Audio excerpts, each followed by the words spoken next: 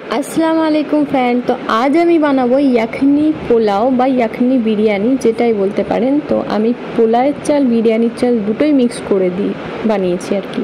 তো আমি কুকারের মধ্যে ঘি আর সাদা তেল অনেকটা পরিমাণে ঘি দিয়ে গরম করে নিলাম, আর সাদা তেল অল্প দিয়েছিলাম। তারপর এতে গরম মশলা সব রকমের, এলাচ, লং, গোটা গরম মশলা, লবঙ্গ, তারপর আপনারা গোটা জিরেও দেবেন আর দেবেন গোটা গোলমরিচ, এটাও দেবেন। আমি এই দুটো জিনিস স্কিপ করেছি। তারপর দিয়ে আমি পেঁয়াজটা ভালো করে গোল্ডেন ব্রাউন করে ফ্রাই করে নিয়ে তারপর এর মধ্যে দিয়ে দিলাম চিকেন আমি নিয়েছিলাম 250 গ্রাম। তো আমার কুকারটা যেহেতু ছোট, তাই আমি কম পরিমাণে বানাচ্ছি, আপনাদের বড় কুকারে বেশি পরিমাণেও বানাতে পারেন। তো তারপর আমি চিকেনটা ভালো করে, কিন্তু যতক্ষণ না চিকেনের একটা গন্ধটা চলে যায় ততক্ষণ আমি কষাবো চিকেনটা এগুলোর মধ্যে দিয়ে ভালোভাবে কষিয়ে নেব। গোল্ডেন ব্রাউন পেঁয়াজটা হবে, তারপর কষিয়ে নেওয়ার পর তার মধ্যে আমি আদা রসুন পেস্ট, লবণ, হলুদ গুঁড়ো, লঙ্কা গুঁড়ো, বিরিয়ানি মশলা আর টমেটো এগুলো দিয়ে ভালোভাবে আবারও কষিয়ে নেব। আর আপনারা এখানে কিন্তু টক দই আর লেবুর রস দেবেন। এই যে লেবুর রস দিচ্ছি, আর আমি টক দইটা দিইনি যেহেতু বাড়িতে ছিল না, তাই আপনারা কিন্তু অবশ্যই টক দই দেবেন। তারপরে কষিয়ে নেওয়ার পরে টক দই আর লেবুর রস দেওয়ার পরে আবারও ভালো করে কষাবেন। যদি টক দই দেন তাহলে লেবুর রসটা দেবেন না। তারপর ভালো করে কষিয়ে নিয়ে, যেহেতু আমি দেড় বাটি মতো চাল নিয়েছি, তাই 3 বাটি মতো জল দিয়ে দিলাম। 3 বাটি মতো জল দেওয়ার পর চালটা জাস্ট ধুয়ে দিয়ে দেবেন, আগে থেকে ভিজিয়ে রাখার কোনো প্রয়োজন নেই। চালটা ধুয়ে নিয়ে আমি এর মধ্যে দিয়ে, আর এতে অল্প কেওড়া জল আর দুধ দিয়ে ঘুলে রেখেছিলাম, সেই দুধটাও কিন্তু ঢেলে দিলাম।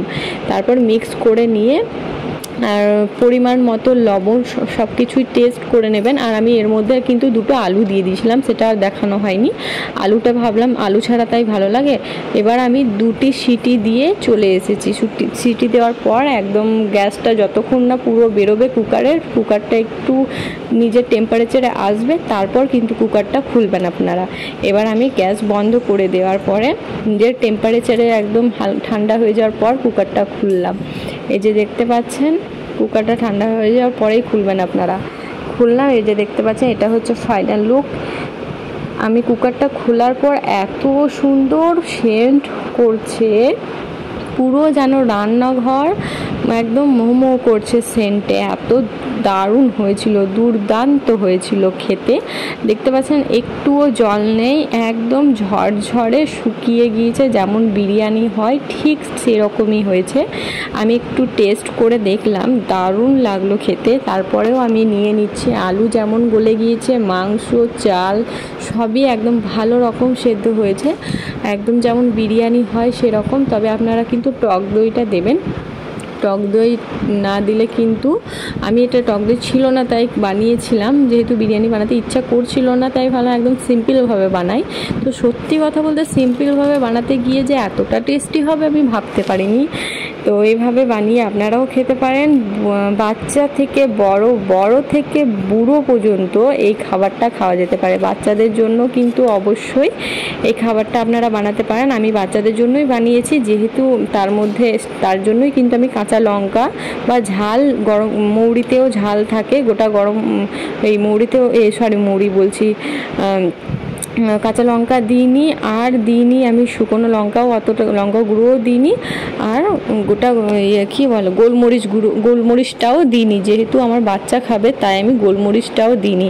তো আপনারা যদি বড়দের জন্য বানান তাহলে কিন্তু গোলমরিচ, গোটা জিরে এগুলো কিন্তু ওই গরম মশলাগুলোর সাথে তেলে দেবেন, ওগুলো ফ্রাই করবেন। আর কাঁচা লঙ্কা দিলে টেস্টটা আরও বেশি বেড়ে যাবে, তাই কাঁচা লঙ্কাও দেবেন। এটা আমি আমার ছেলে আরিশের জন্য বানিয়েছিলাম, তো তাই আমি দিইনি। তো ভালো লেগে থাকলে প্লিজ চ্যানেলটি সাবস্ক্রাইব করে দেবেন।